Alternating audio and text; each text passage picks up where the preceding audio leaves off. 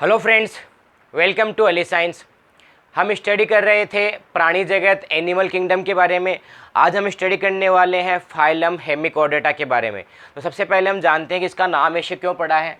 तो देखिए, हेमिकोडेटा में जो हेमी शब्द होता है उसका मतलब होता है हाफ यानी अर्ध, आधा, और कॉर्ड का मतलब होता है कॉर्ड यानी रस्सी, रज्जू को कहते हैं। एटा हम पढ़ चुके हैं, एटा का मतलब होता है टू बियर यानी धारण करना, यानी अर्ध रज्जु की को धारण करने वाला, यानी इसको हम अर्ध रज्जु की भी कहा जाता है। पहले हेमिकोडेटा को कोडेटा के अंदर ही रखा जाता था, लेकिन अब इनको यहाँ से अलग करके इनका अलग फाइलम बना दिया, संकोडेटा। अब ऐसा क्यों है? ऐसा इसलिए है कि इसके जो सूंड भाग है, यानी इसमें एक सूंड भाग होता है, प्रोबोसिस कहते हैं इसका नाम। आपको ये नाम भी याद रखना है, हिंदी में लिखना चाहो तो आप ऐसे लिख सकते हो इनको, प्रोबोसिस। ठीक है, तो इस भाग में इनमें क्या होता है, एक संरचना पाई जाती है जो पृष्ठ रज्जु नोटोकॉर्ड होते हैं उसके जैसे ही होती है, और इस संरचना का नाम होता है अंधनाल। अंधनाल या इसको कहा जाता है बक्कल डाइवर्टिकुलम। ठीक है, ये शब्द आपको याद रखना है, चाहे हिंदी मीडियम के हो या इंग्लिश मीडियम के हो। बक्कल डाइवर्टिकुलम, इसको एक और नाम बोला जाता है सोमेटोकॉर्ड।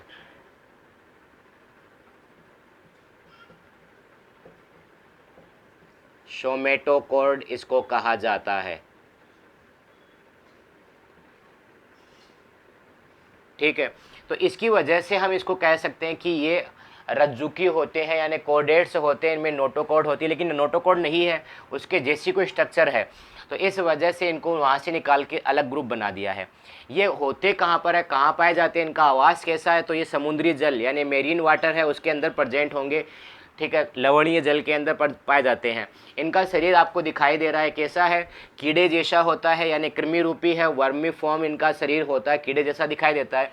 इनका शरीर काफ़ी सॉफ्ट है और भंगुर होता है, ब्रिटल होता है। जैसे हम इसको पकड़ते हैं ना तो टूट जाता है, तो इसका शरीर काफ़ी भंगुर है, ब्रिटल होता है। अगर थोड़ा सा पकड़ेंगे तो ये टूट जाएगा। कंप्लीट है। ओके, अब हम स्टडी करते हैं कि क्या इनमें तीनों लेयर पाई जाती है। तो ये ट्रिप्लोब्लास्टिक होता है। ट्रिप्लोब्लास्टिक का मतलब क्या हो जाएगा? वही इनके अंदर एक्टोड्रम भी है, इनमें मेसोड्रम भी है और इनमें एंडोड्रम भी है। तीनों के तीनों लेयर इनके अंदर प्रेजेंट है। अब आपके सामने ये दिखाई दे रहा है कि इनके अंदर हम यहाँ से इसको ऐसे काटें तो दो भागों में बट जाएगा, यानी इनमें द्विपार्श्व सममिति है, बाइलेटरल सिमेट्री इनके अंदर पाई जाती है। ठीक है, इनके अंदर गुहा पाई जाती है, वो भी 7 प्रकार की गुहा होती है। इसका मतलब ये कैसे होते हैं? ये यूशिलोमेट होते हैं। यूशिलोमेट में भी कौन से होते हैं? हमने यूशिलोमेट में 2 पढ़े थे, एक का नाम था एंटेरोशिलोमेट, एंटेरोशिलोमेट, और दूसरा था साइजोशिलोमेट। तो ये कौन से होते हैं? एंटेरोशिलोमेट प्रकार के ही होते हैं। कंप्लीट है। नेक्स्ट, इनका जो शरीर है ये 3 भागों में बटा रहता है। पहला भाग आपको ये दिखाई दे रहा है, सुंड कहलाएगा, यानी प्रोबोसिस कहते हैं। दूसरा भाग इसमें कोलर है और तीसरा धड़ या ट्रंक भाग होता है। कंप्लीट है। तो ये 3 भागों के अंदर इसमें बटा हुआ रहता है, और इसका प्रोबोसिस भाग है या हम बोल देते हैं सुंड भाग है, उसके अंदर हमने पढ़ा था सोमेटोकॉर्ड या हम बोल देते हैं बक्कल डाइवर्टिकुलम इसके अंदर प्रेजेंट होती है। ठीक है, मैं यहाँ पे लिख देता हूँ कि सुंड भाग है उसमें क्या है? सोमेटोकॉर्ड प्रेजेंट है। अब देखें, हमने एक और पढ़ा था कि देखिए इनमें एनस है, गुदा पाई जा रही है, तो इनके अंदर जो ब्लास्टोपोर होता है, ठीक है, ब्लास्टोपोर, हिंदी में भी हम यही कहेंगे ब्लास्टोपोर। तो इस ब्लास्टोपोर से इनमें गुदा का निर्माण होता है, एनस बनता है। इस वजह से हम कह देंगे कि ये ड्यूटेरोस्टोमिया होते हैं, ड्यूटेरोस्टोमिया होते हैं। ठीक है, ये नाम हो जाएगा इसका ड्यूटेरोस्टोमिया।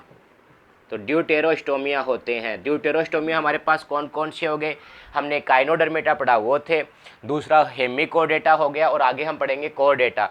ये सब क्या है? ड्यूटेरोस्टोमिया है। इनके अलावा जितने भी थे वो प्रोटोस्टोमिया थे, यानी उनसे ब्लास्टोपोर, उनमें ब्लास्टोपोर से मुख का निर्माण होता है। ये सब कुछ मैं आपको पहले बता चुका हूँ। अब आपको एक चीज़ और याद रखना है कि ये जो होता है कृमि रूपी होता है, तो ये क्या होता है? जो इकाइनोडर्मेटा है और जो इनमें जो कोरडेटा है, इन दोनों के बीच का संयोजक कड़ी है, दोनों के लक्षण इनके अंदर पाए जाते हैं। कंप्लीट है। तो इनमें जो नेक्स्ट हमारे पास हो जाएगा कि इनमें शारीरिक संगठन कैसा होता है, तो इनमें अंग तंत्र इस तरह का शारीरिक संगठन हो जाएगा, यानी हम बोल देते हैं organ system level body organization इनमें प्रेजेंट होता है। तो अब हम इनमें अलग अलग तंत्र के बारे में पढ़ लेते हैं कि इनका पाचन तंत्र कैसा होगा, श्वसन तंत्र कैसा होगा, इन सभी के बारे में। ओके, अब हम इनके अलग अलग तंत्र के बारे में जान लेते हैं।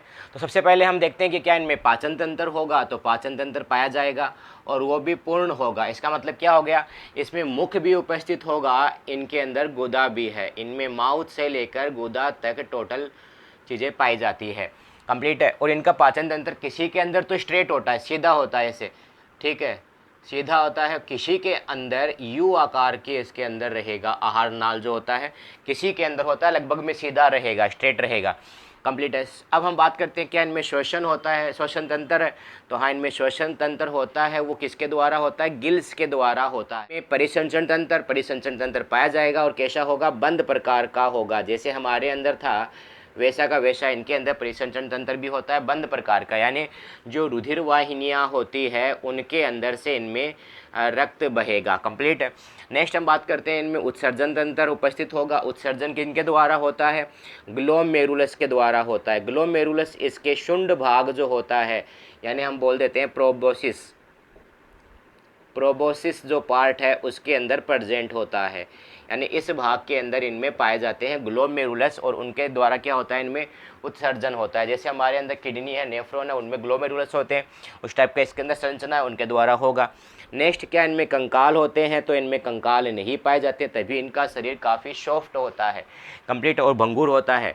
नेक्स्ट हम बात करते हैं तंत्रिका तंत्र, नर्वस सिस्टम में, तो इनका तंत्रिका तंत्र होता है ये हराशित होता है, डीजनरेटेड होता है, ज़्यादा डेवलप नहीं होता है, हम बोल देते हैं प्रीमिटिव टाइप का होता है, आद्य प्रकार का होता है, ज़्यादा विकसित नहीं होता। इनमें एक नर्व रिंग रहेगी और पूरे बॉडी के अंदर एक नर्व कॉर्ड फैली रहेगी, बस इतना सा इसका सिंपल सा तंत्रिका तंत्र, ज़्यादा विकसित नहीं है, कोई संवेदी अंग भी ज़्यादा इनमें डेवलप नहीं होते। नेक्स्ट हम बात करते हैं कि इनमें जनन कैसे होता है, तो जनन के आधार पर ये एक लिंगी होते हैं, यानी इनके अंदर मेल और जो फीमेल होते हैं ये अलग अलग होते हैं। जैसे मान लो ये मेल हो गया, फीमेल अलग हो गई, तो मेल और फीमेल इनमें अलग अलग होते हैं। निषेचन कहाँ होगा, निषेचन पानी के अंदर होगा, यानी बाह्य निषेचन है, फर्टिलाइजेशन है, ये एक्सटर्नल है, जल के अंदर इनमें निषेचन हो जाएगा। इनमें परिवर्धन कैसा होता है, अप्रत्यक्ष होता है, यानी इनके अंदर लार्वा बनेगा। अब लार्वा बनेगा तो उसका नाम क्या होता है, उसका नाम होता है टोर्नेरिया, ठीक है, ये नाम है टोर्नेरिया, लार्वा इनके अंदर बनता है। तो ये था हमारे पास हेमिकोडेटा का सामान्य लक्षण, कंप्लीट है। अब हम देखेंगे कि जो हेमिकोडेटा है उसके कौन कौन से एग्जाम्पल होते हैं, तो बेलिनोग्लोसस और सेकोग्लोसस इसके मेन एग्जाम्पल्स है, ठीक है, इसकी फ़ोटो आपको दिख रही होगी। तो बेलिनोग्लोसस और सेकोग्लोसस, तो ये हो गया हमारे पास हेमिकोडेटा। इसके बारे में इनका जो वर्गीकरण होता है वो हम अगले वीडियो में पढ़ेंगे। अगर आप 12th क्लास तक स्टडी कर रहे हो, नीट के लिए स्टडी कर रहे हो, इतना ये वीडियो काफ़ी है आपके लिए। अगर आप BSc स्टडी कर रहे हो या कोई अन्य एग्ज़ाम की तैयारी कर रहे हो तो अगला वीडियो देखना न भूलें।